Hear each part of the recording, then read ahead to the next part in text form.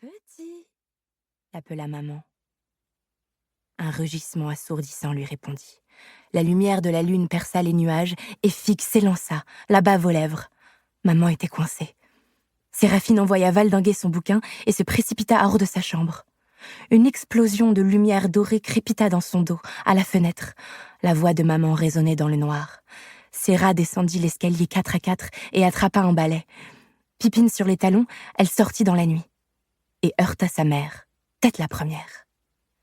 Elle vacilla, le balai levé, le regard dément.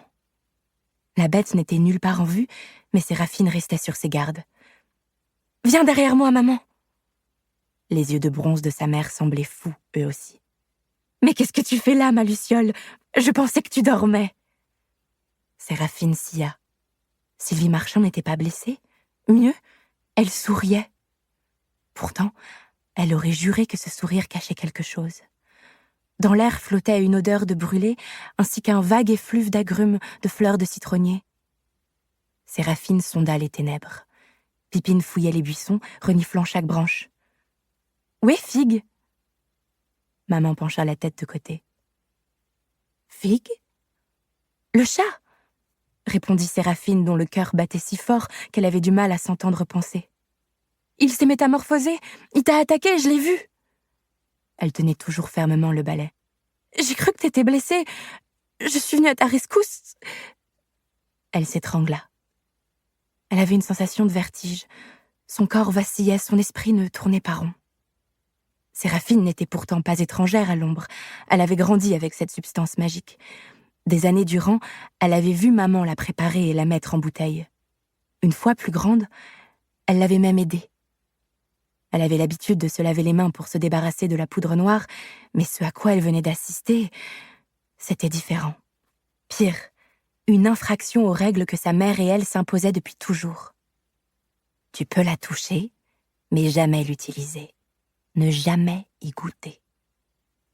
À cette pensée, sa bouche se tordit. « Qu'est-ce qui se passe, maman ?» Sa mère lui flanqua une pichenette sur le nez. « Ne grimace pas comme ça. Si les cloches sonnent, tu resteras coincé et je serai obligée de t'utiliser comme épouvantail. » Séraphine lâcha le balai.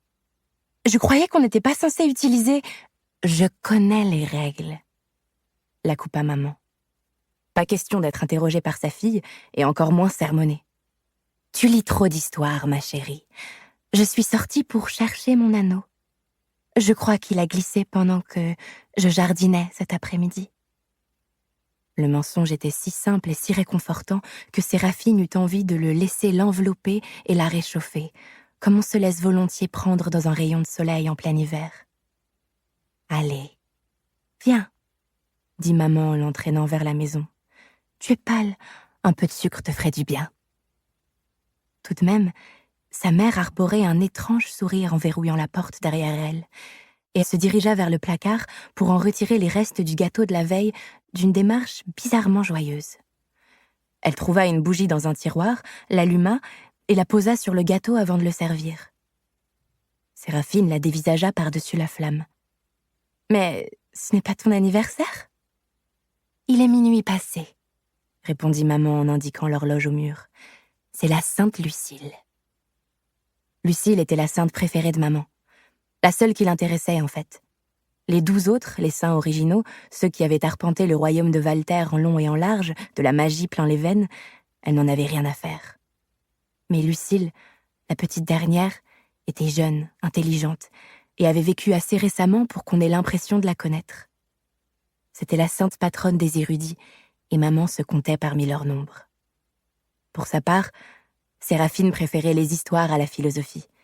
Les rares fois où elle priait, c'était pour s'adresser à saint Auriel de la destinée. Séraphine était une rêveuse, pas une érudite, ce qui ne l'empêchait pas d'apprécier le gâteau. « Fais un vœu, Séraphine. » Séraphine, les sourcils toujours froncés, décida que cette nuit était déjà tellement étrange qu'elle ne pourrait pas l'aggraver en faisant un vœu. Elle ferma les yeux et formula le même souhait que d'habitude. Elle voulait un destin grandiose, la liberté d'aller explorer le monde par-delà les plaines et une vie aussi palpitante que les aventures des héros qui peuplaient ses livres. Une vie qui ferait galoper son cœur. Pour continuer à écouter ce livre audio gratuitement, cliquez sur le lien dans la description et vous pourrez l'écouter en entier sans frais grâce à l'essai de 30 jours d'Audible.